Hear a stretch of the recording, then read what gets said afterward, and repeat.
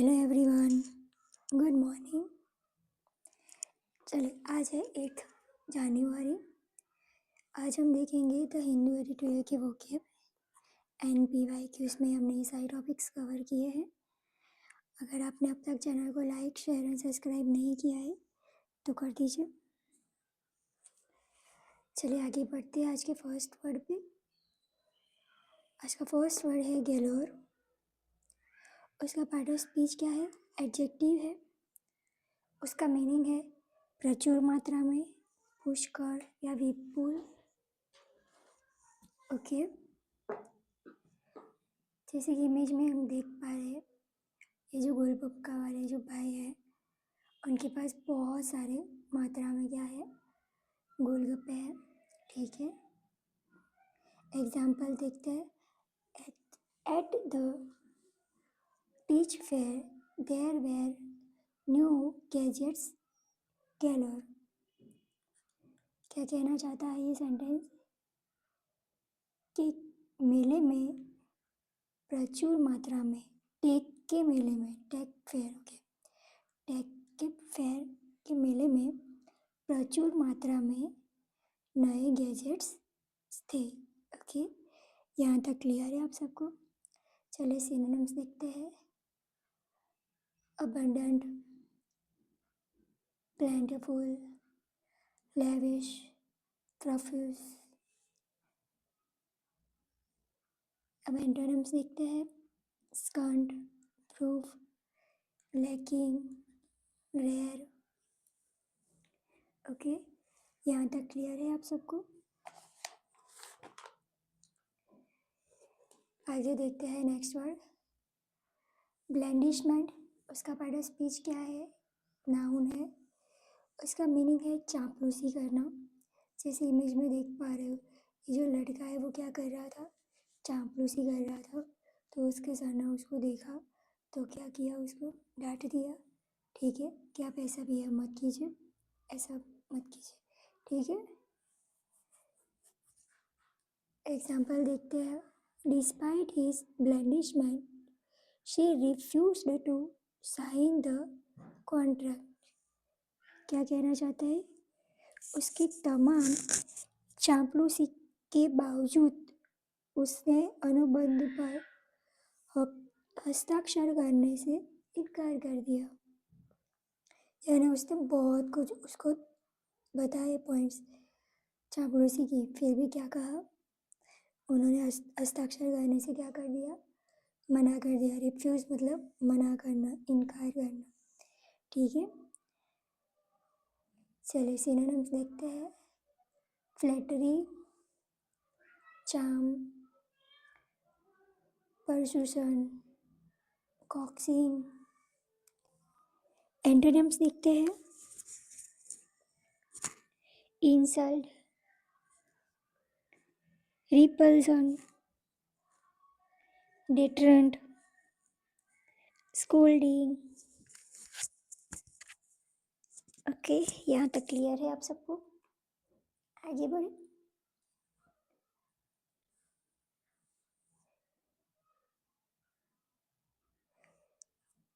क्वीजलिंग, उसका part of speech क्या है? नाउन है। उसका मीनिंग क्या है? गद्दार, देशद्रोही। ठीक है, जो देश की जो डिटेल्स है वो किसी जगह पे अगर शेयर कर दे अननोन, ठीक है, तो वो क्या होता है? गद्दार साबित होता है।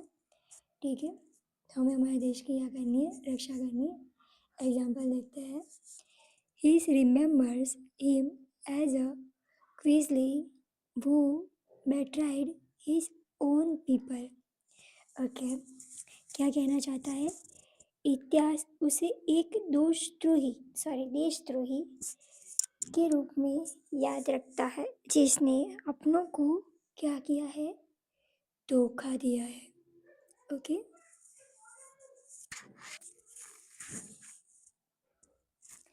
चलिए सिनोनिम्स देखते हैं। टर्नकोट,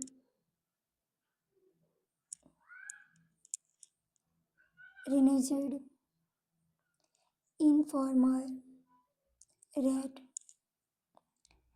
एंटोनिम्स देखते हैं। Loyalist, supporter, defender, ally. Okay, यहाँ तक क्लियर है आप सबको?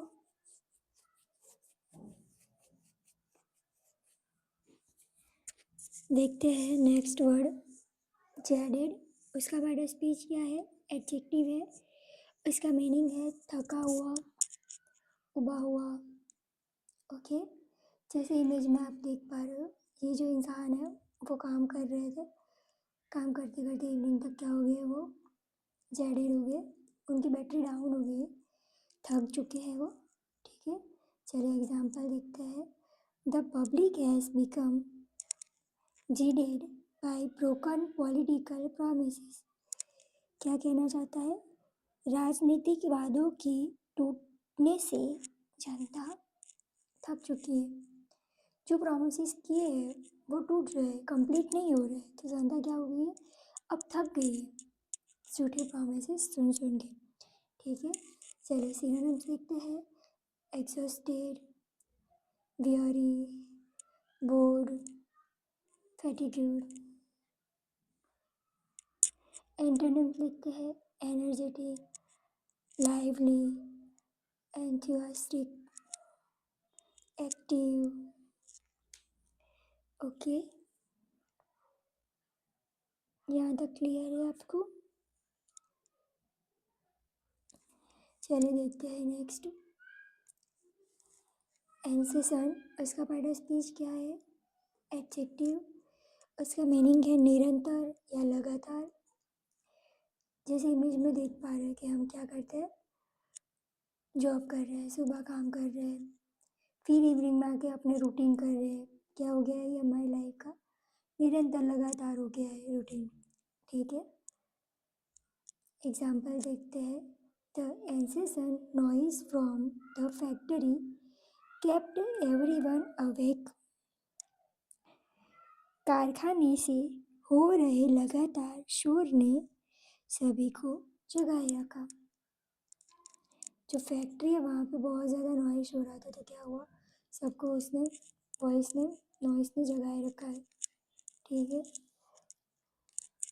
सिनोनिम्स देखते हैं। Constant, endless, non stop, persistence. Antonyms देखते हैं।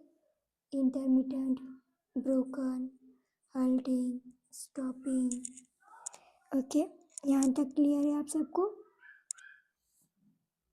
अगर आपने अब तक चैनल को लाइक, शेयर और सब्सक्राइब नहीं किया है तो कर दीजिए। अब हम देखेंगे PYQs। ठीक है,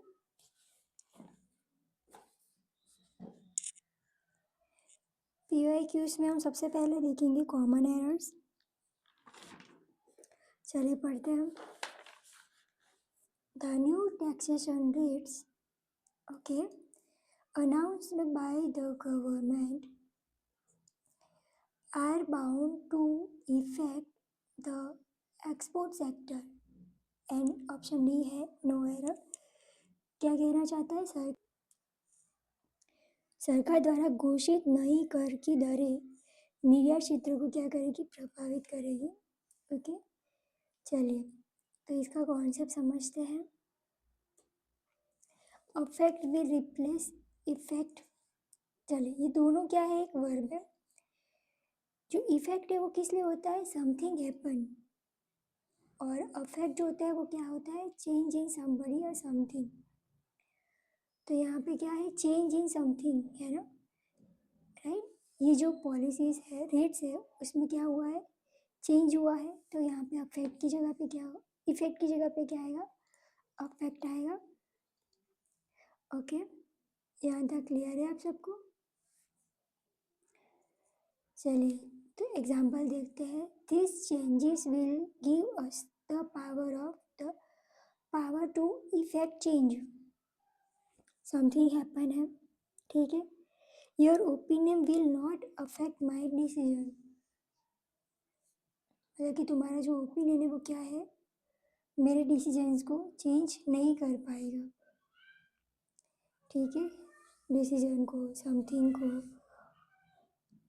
inflation affects the buying power of the dollar, यानी कि इन्फ्लेशन की जो इफेक्ट है वो क्या होगी डॉलर पे,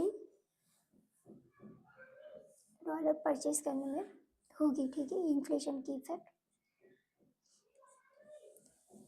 the report shows the effect, ये नाउन है, of noise on people in the factories.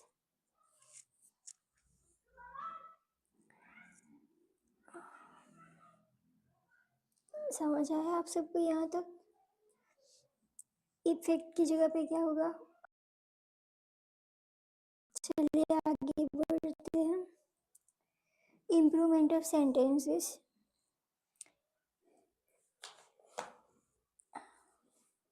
Not only they went to see a film, but also but also had dinner out. क्या कहना चाहता है? ना केवल फिल्म देखने गए बल्कि बाहर डिनर करने भी गए। तो कौन सा ऑप्शन रहेगा? Not only did they go, they didn't go, they not only went, या नो इम्प्रूवमेंट, क्या आएगा?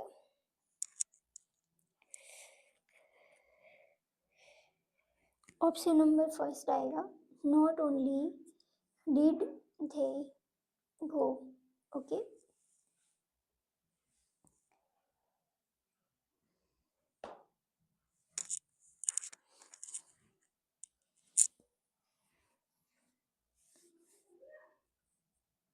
डिड के साथ क्या लगता है? V1 लगता है। ओके, तो डिड है तो क्या होगा? V1 होगा। क्लियर हुआ? चलिए एक्टिव पैसिव देखते हैं। People speak English all over the world, यानी पूरी दुनिया में लोग क्या करते हैं? इंग्लिश बोलते हैं।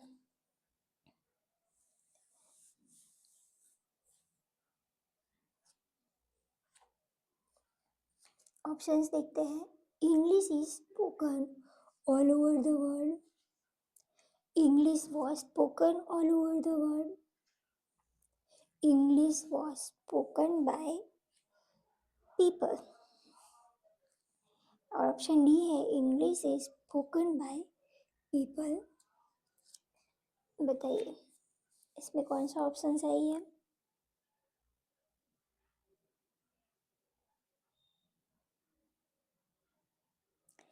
सिंपल प्रेजेंट टेंस है ये, ठीक है।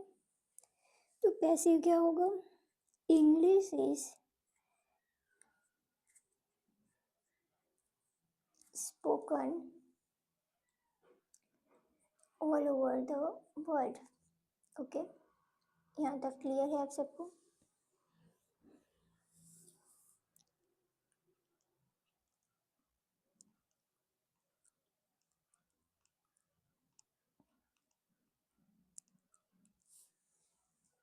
चलिए आगे बढ़ते हैं।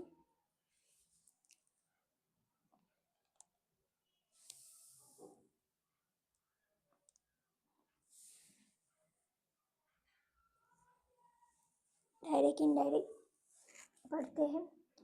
I said to him, where have you lost the pen I bought for you yesterday. क्या कहना चाहता है? मैंने उससे कहा, कल मैं तुम्हारे लिए जो कलम पेन लाया था, ठीक है, वो तुमने कहाँ खो दी? ओके, लॉस्ट मतलब खो देना।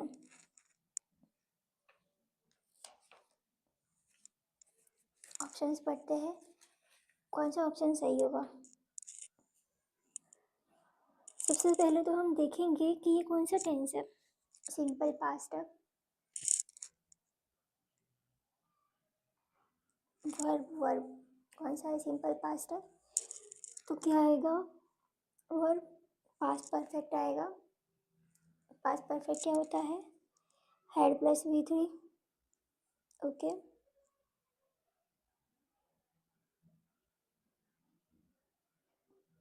तो कौन सा ऑप्शन रहेगा? I asked him where he had, okay, had lost the pen I had brought for him the previous day. yesterday का क्या होगा? previous day होगा। समझ आया यहाँ तक? ये yesterday था तो ये एलिमिनेट हो गया। यहाँ पे पास परफेक्ट था नहीं तो ये एलिमिनेट हो गया। यहाँ पे भी प्रीवियस डे है। ओके, यहाँ पे ये जो इस तरीके से स्ट्रक्चर सही नहीं है इसीलिए ये एलिमिनेट हो गया। ओके,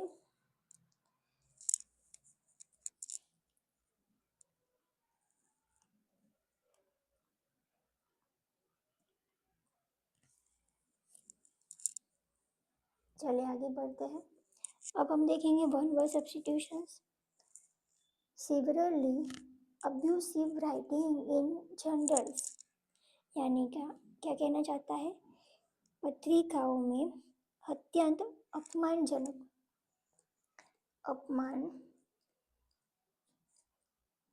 अपमानजनक लेखन था। ठीक है,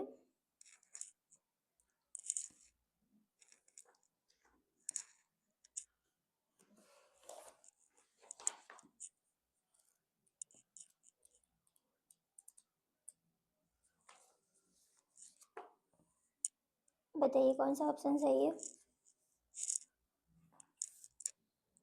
ऑप्शन नंबर ए देखते हैं। इमेजिनरी मतलब क्या होता है? काल्पनिक होता है। इमेजिनरी क्या है? एक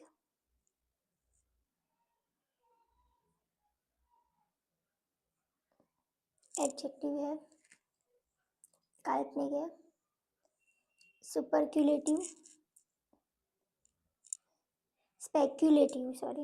स्पेक्यूलेटिव भी क्या है? एक एडजेक्टिव है। उसका मीनिंग क्या है? अनुमानित।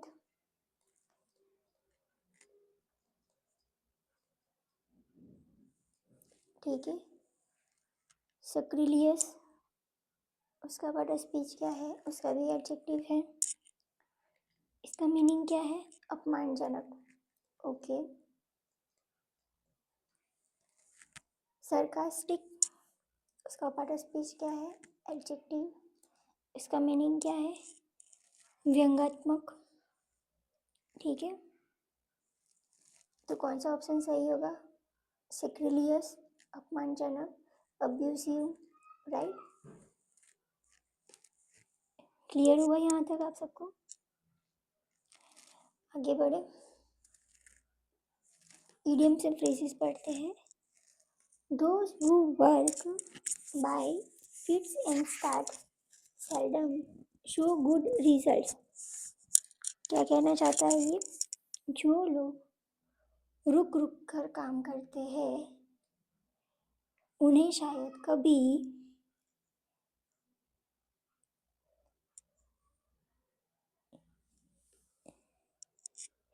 शायद ही कभी अच्छे परिणाम मिलते हैं। ओके, मतलब कि स्लोली काम करते हैं उन्हें प्रोग्रेस स्लो मिलती है। ठीक है, दैट्स इट। चलिए इन सब के मीनिंग्स देखते हैं। रेयरली का मतलब क्या होता है? कभी कभार होता है। डिसइंटरेस्टेडली का मतलब क्या होता है? उदासीनता से। इरेगुलरली मतलब क्या होता है? अनियमित रूप